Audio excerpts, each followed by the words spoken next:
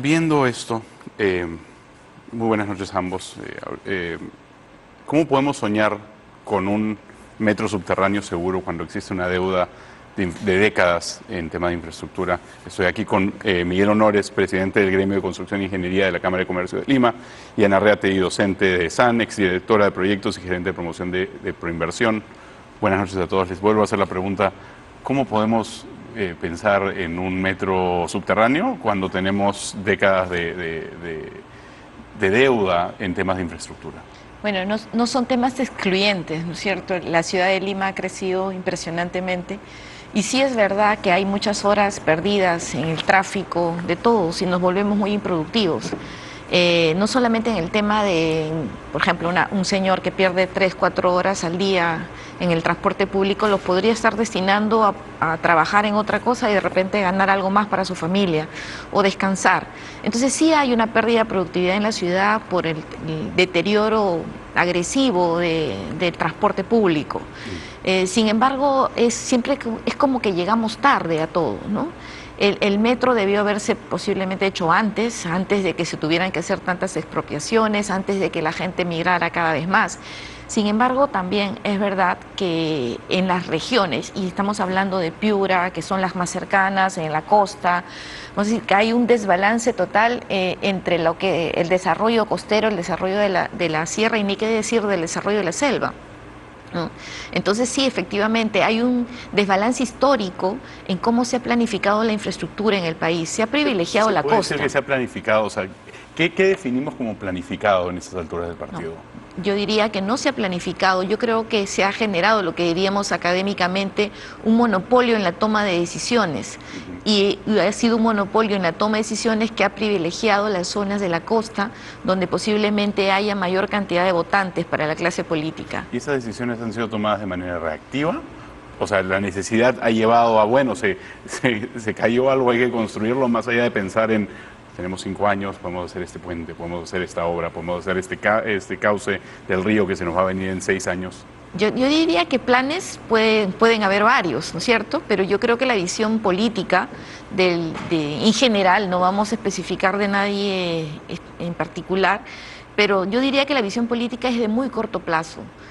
Es raro ver un político, tal vez el único que yo haya visto en mi vida es Lucho Bedoya, pero después o Fernando Belaúnde tal vez, pero después paras de contar. Las visiones políticas son de 5 años y a lo más de repente de 10 o 15, cuando se han hecho proyectos en este siglo bastante interesantes, pero todo eso también se ha cortado. Yo diría que en los 200 años de vida republicana del país, cuando tú hablas de planificación de infraestructura, creo que estamos bastante reprobados, ¿no? Efectivamente, gracias, Emil, por la invitación. Lo que dice Ana es definitivamente cierto, ¿no? No existe planificación en el Perú. Recuerdo en la década de los 70 teníamos una oficina de planificación, pero conforme pasaron los años y políticamente se desactivó, y realmente las respuestas ante la necesidad de infraestructura y peor aún, ante estos eventos que causan daños a la infraestructura, son reactivos, ¿no? Y muchas veces reactivos a destiempo. O sea, porque ya vemos qué está pasando en el norte y en Lima. Después del año 2017, el fenómeno del Niño, que afectó gravemente a toda la costa peruana. Entonces, desde ese tiempo a este tiempo, realmente se evidencia que es poco lo que se ha hecho, ¿no?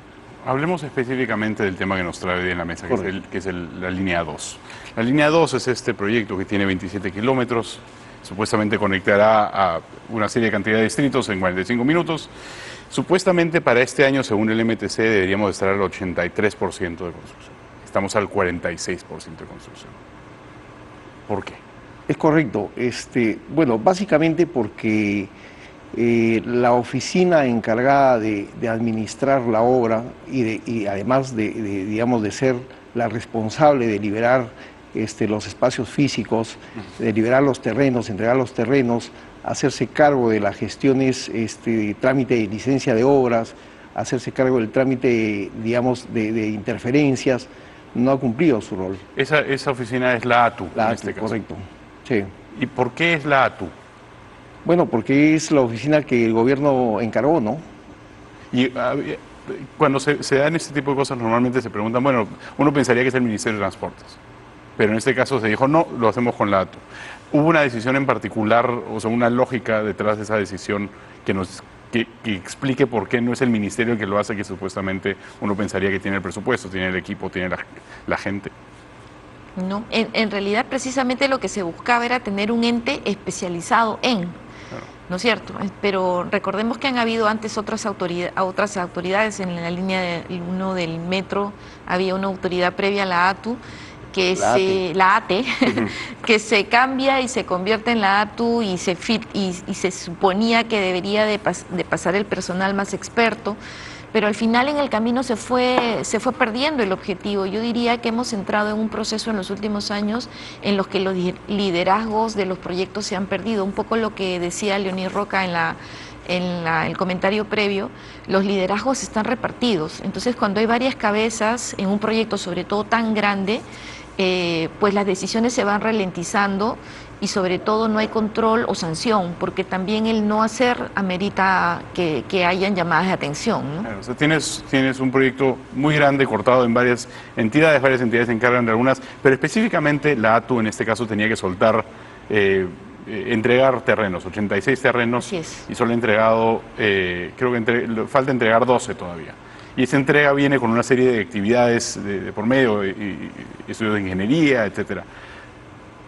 Si esto debía haber estado listo hace ya varios años, ¿por qué todavía no lo ha hecho? ¿Simplemente porque no tiene la capacidad? No tiene, yo diría que al inicio, cuando se planificó, creo que fueron demasiado optimistas respecto al plazo que se puso para hacer todas este tipo de actividades. Yo creo que para empezar fueron demasiado optimistas. Pero segundo, yo creo que sí, efectivamente, es una organización que no tiene dientes para actuar. Y va avanzando, y no es que vayas diciendo, ok, paso 1, paso 2, paso 3, sino que haces paso 1 y luego paso 10 y luego paso 4 y luego paso 8. Y eso no le permite a ningún concesionario hacer una planificación. Cuando tú eres un ingeniero o vas a realizar una obra, tú tienes un cronograma de actividades que acá el ingeniero nos dirá exactamente cómo tiene que ser, pero no puede ser que te entregue el terreno no sé, del medio del proyecto y no te ha entregado el que necesitas para poder avanzar. Entonces al final es un arrastre de ineficiencias que provocan que estemos hasta ahora probablemente con un proyecto que esté terminando dentro de 5 o 7 años más, ¿no? ¿Así de desordenado ha sido el proceso de entregas de las tierras? Desordenado y yo quisiera precisar más bien que, o sea, ha sido lento, ¿no? O sea, lento es poco. Lento, claro, efectivamente, lento es poco. O sea, a estas alturas la línea 2 del metro ya debería estar funcionando, ¿no?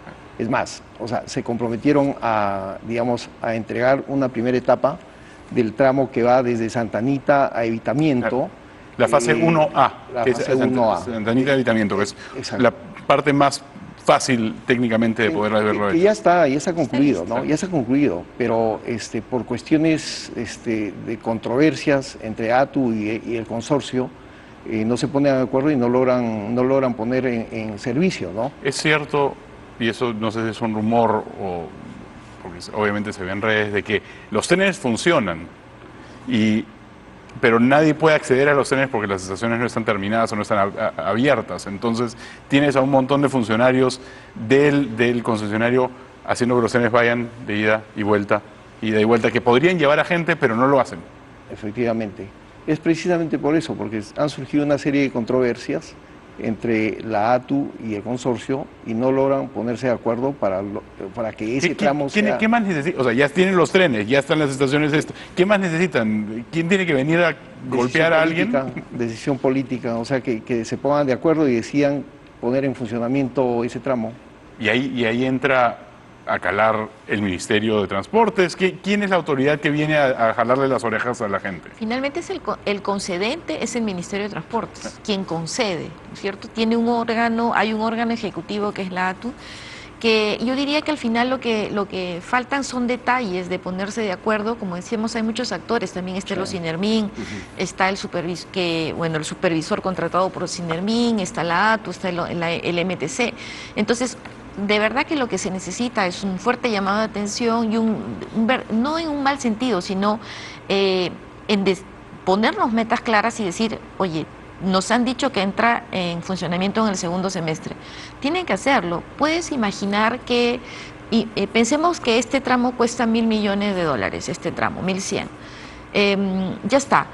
1.100 que podrían estar funcionando, que tienen un costo de oportunidad para el Estado. Ponle nada más que te cueste 10% al año de costo de oportunidad. Son $100 millones que se dejan de usar, y mientras más nos demoremos, más se degrada más se degrada, más costo de oportunidad vamos perdiendo en el tiempo. Los trenes se malogran. Dices, esos 1.100, ¿por qué no están en Piura? Esos 1.100 que ya podrían estar funcionando, ¿por qué no están en Piura? ¿Por qué no están en Cusco? ¿Por qué no están en la selva? Porque se podrían estar usando, pero están allí, tiene un costo de oportunidad. Entonces yo diría que lo que necesitamos es que el Estado se organice mejor y tenga la voluntad. Yo creo que les falta muy poco. Eso es ineficiencia, incapacidad, dolo.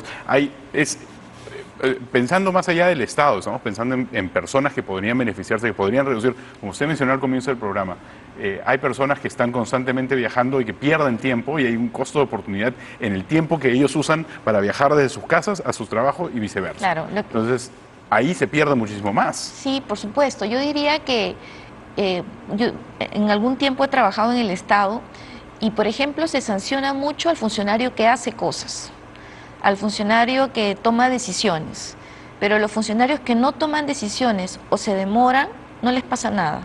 Entonces los incentivos están mal puestos.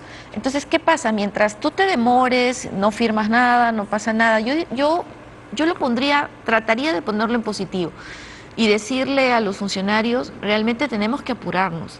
Tenemos que apurarnos y sacar las cosas y lograr que este año, por lo menos esta primera etapa, ya esté en funcionamiento. De verdad que es un poco triste como peruanos que, habiendo invertido tanto dinero, la gente tenga que estar sufriendo en el transporte público, perdiendo horas, cuando podrían estar yendo muy rápido a su trabajo y, por ejemplo, las 3 horas que ganarías, podrías destinarla, si eres un carpintero, a hacer algo para llevar más dinero a tu hogar. Familia, más allá del tema de lo que podría ganar en temas económicos, el tema social, la tranquilidad, la seguridad de poder subir, considerando el desastre que es el transporte público y el transporte privado masivo que tenemos en Lima, eso sería una solución. Sí, si te das cuenta, en la línea 1 del metro, que funciona, a las 4 o 5 de la tarde las colas son kilométricas, vamos a decir, pero la gente prefiere hacer cola 40 minutos porque sabe que llegarán a su casa en 15 minutos,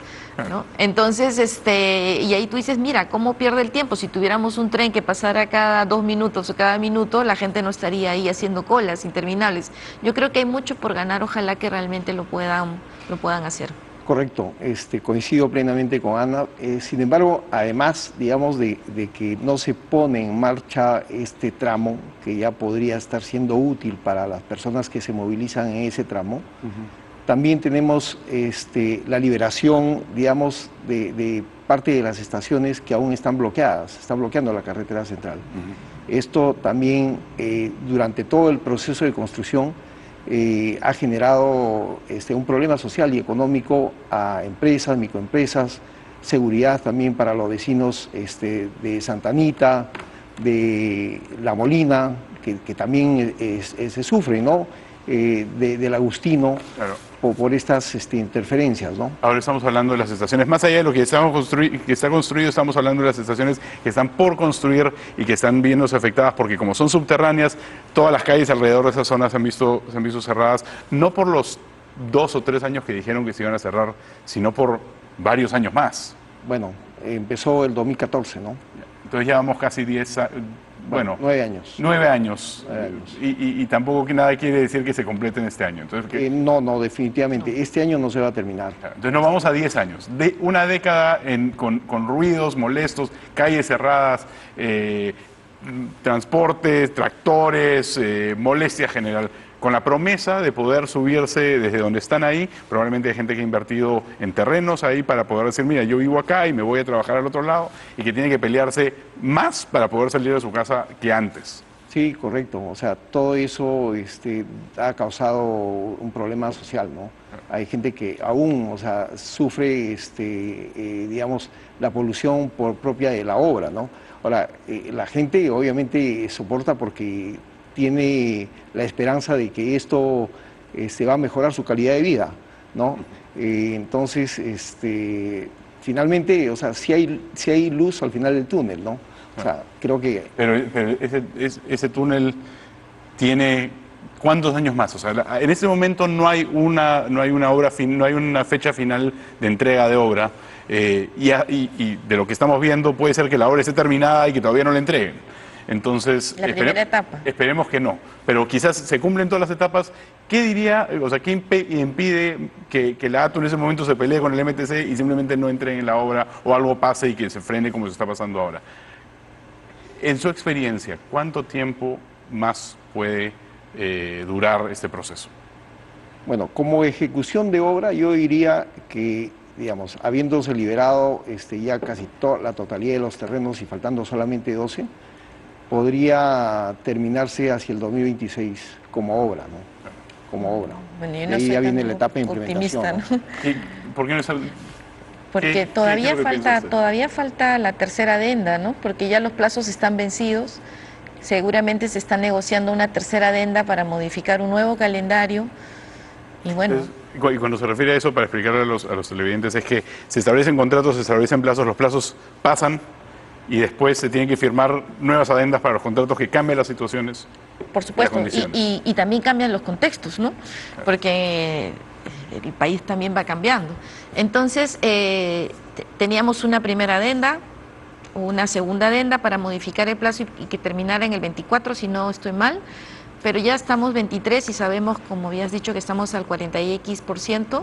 46%. ¿No? Entonces, correcto, entonces nos está faltando en términos globales la mitad.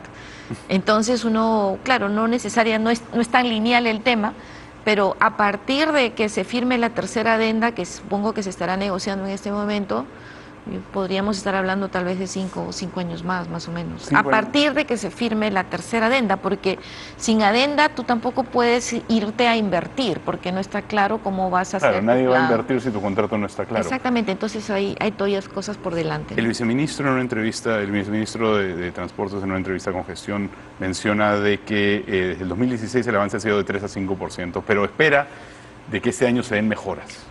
Esa es la manera, ustedes saben, en el Estado, esa es la manera en que los funcionarios trabajan, en el sentido de que esperan de que se den mejoras o se aterrizan en hechos y necesidades actuales. Es que ahí viene el tema, ¿no? Los liderazgos claros y las metas concretas.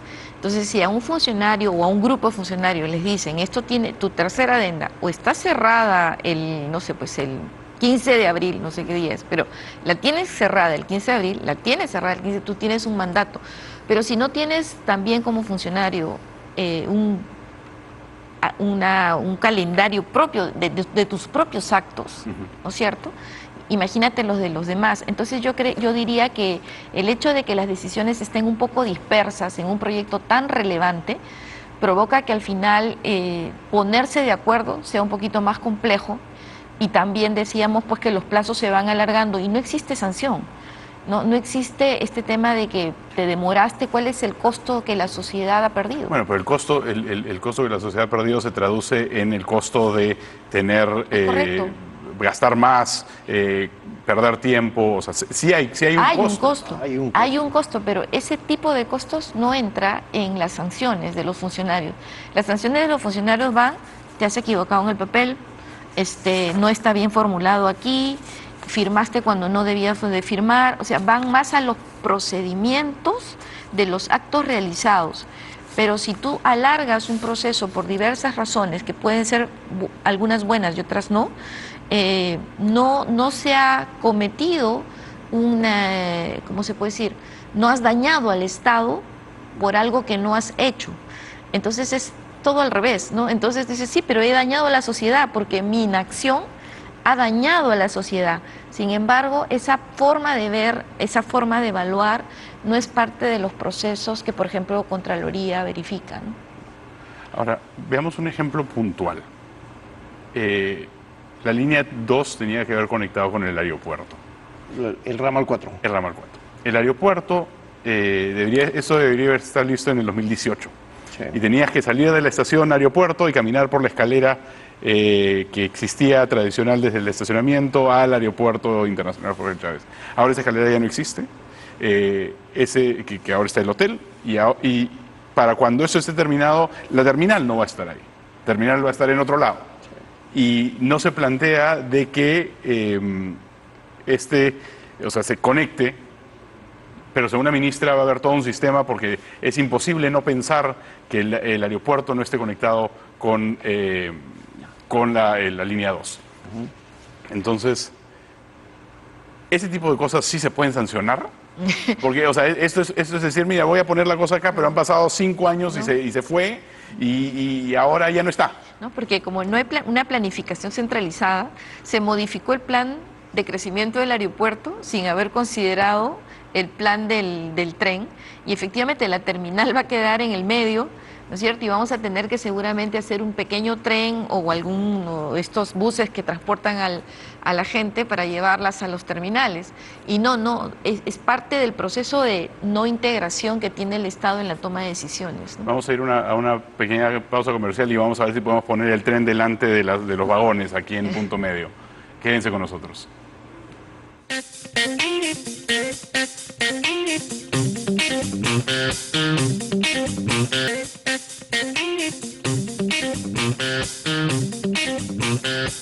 Estamos de regreso en Punto Medio en el horario estelar de Canal N. Acabamos de ver una conferencia de prensa con el ministro de Defensa sobre la situación actual del país, y uno de los puntos que menciona el ministro es de que el Estado tenía 24 horas para actuar y que no se habían hecho las obras para cubrir las necesidades. Ya es un poco de lo mismo que venimos hablando ahora, y es lo mismo que venían hablando Jaime y otras personas en Octavo Mandamiento, y es lo mismo que venimos hablando de hace años, que es de que hay un cortoplacismo en la manera en que el Estado mira las obras. En el caso de la línea 2, también sufrimos de esto, ¿no es cierto? Sí, por supuesto. Todo, o sea, tiene un punto de inicio, ¿no? Digamos, el Perú no avanza porque no hay planificación. Hay una desarticulación total de las acciones del Estado en conjunto, ¿no? Porque una cosa hace, digamos, el gobierno central, otra cosa hacen los gobiernos regionales y otra cosa hacen los gobiernos locales, ¿no? Entonces, esa desarticulación muchas veces conlleva a este tipo de retrasos, ¿no? Hablamos durante la pausa y durante la conferencia sobre esta idea de que esto se planteó en el 2016 y después ha habido un deterioro en el planeamiento. ¿Hay alguna manera de decir esto se hace y esto, sin importar quién venga después, se va a seguir haciendo? O sea, asegurar de que el proyecto continúe sin importar la inestabilidad política y estructural que tiene el Estado en este momento. Bueno, claro, acá hay contratos y los contratos se deben de respetar y firmar. Incluso para el tema de las líneas del metro, si tú ves el mapa, existe la línea 1, 2, 3, 4, entonces hay, claro, o sea, hay un plan de cómo se debe desarrollar. En este caso, el problema en particular de los metros de Lima, vamos a decir, es que es lento, ¿no? La toma de decisiones es lenta porque las decisiones no las toma un órgano centralizado, sino que están repartidos en diferentes cabezas. Y ahí es donde perdemos mucha efectividad. Es verdad que durante todos estos años no ha parado. Lento, va poco a poco, pero bueno, nosotros no estamos para lentitud, necesitamos ir más rápido, y sí falta una toma de un control más centralizado, diría yo, que ayude a que todos nos podamos integrar y organizar. El Estado está muy atomizado. Somos la tortuga en la historia de la tortuga y la liebre, pero todavía no hemos ganado, ni siquiera vemos de cerca el tema de la meta. Durante el programa de Octavo Mandamiento, Leoní Roca mencionó la posibilidad, o esta Autoridad Nacional de Infraestructura. Eso generaría, a ver, tenemos la ATU. Quizás esto que serviría como una especie de ente centralista que ayudaría a hacer las cosas más eficientes, pero eso fue proinversión en su momento también. Y siempre se ha visto, bueno, vamos a crear algo nuevo que supuestamente vaya a traer a todos a la mesa, esto sea más rápido y así sale. Pero ¿no estamos poniendo parche sobre parche sobre parche? Claro, en su momento Proinversión efectivamente tenía bastantes facultades para poder liderar, y y hacer que los ministerios y los organismos reguladores y todos nos podamos sentar en una mesa y tomar decisiones más rápidas. Yo creo que también como parte de este proceso de ir provocando que las instituciones vayan perdiendo efectividad, porque ha habido un deterioro, ha habido una partida de los funcionarios públicos hacia el sector privado. Yo creo que también se han ido disgregando las facultades que se tenían y se han pasado hacia los ministerios. Y cuando nuevamente ya la responsabilidad es de todos y no de alguien, entonces allí es donde caemos en vacíos y no hay ese sentido de urgencia que la nación requiere, ¿no? Claro, este anuncio de crear la Autoridad Nacional de Infraestructura, digamos, en la letra puede ser bueno, ¿no? Porque sí se necesitaría un ente técnico que, digamos, se encargue de todos los procesos y la ejecución de las grandes obras, ¿no? No es para obras pequeñas. Entonces, yo creo que ayudaría, pero tendría que articularse y tendrían que deslindarse claramente las responsabilidades, porque no es solo crear un organismo adicional a los ya existentes y seguir superponiendo funciones. Eso definitivamente no va a ser una solución tampoco, al contrario, va a generar más desorden, ¿no? Claro, o sea, es como crear un protocolo más de un proceso que ya existe. En vez de trabajarlo con lo que ya existe, se crea algo nuevo. Y ese algo nuevo no significa que el otro desaparece. El otro todavía está ahí, todavía hay leyes, todavía hay actividad que lo necesita. Ahora, ¿qué nos garantiza, considerando lo que estamos viendo ahora, de que estos proyectos tengan la visión de prevención de desastres naturales como los que estamos viviendo ahora? Hay dentro de, obviamente el papel puede decir de que lo hay, pero hemos visto que el bypass de Huachipa, que se construyó hace muy poco, no se puede drenar porque no hay drenes y hay un camión estancado ahí con el agua hasta el cuello, porque simplemente no se planteó o no se vio en su momento, y es una obra relativamente nueva que está en eso. Entonces, la línea 2 comienza en ATE. ATE en ese momento está en una situación de emergencia. Eso... ¿se está pensando en el tema climático cuando se construyen esos proyectos o estamos simplemente facilitándole un camino más rápido al Huayco?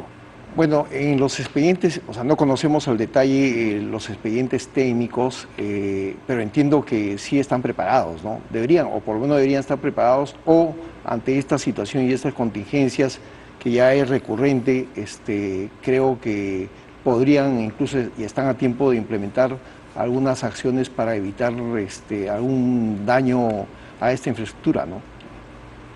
Sí, yo diría que en el caso de las grandes obras sí se trabajan este tipo de las obras de arte adecuadas para que se puedan drenar las carreteras. Por ejemplo, en la selva la carretera interoceánica funciona bastante bien, lluvias torrenciales, caídas de cerros y todo, y realmente vamos a decir que la carretera y el contrato funcionan, ¿no?